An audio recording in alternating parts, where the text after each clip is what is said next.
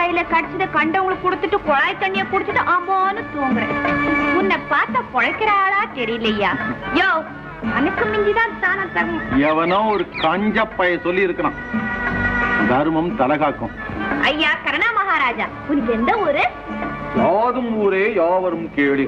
அப்படின்னா எனக்கு என்ன தெரியும்?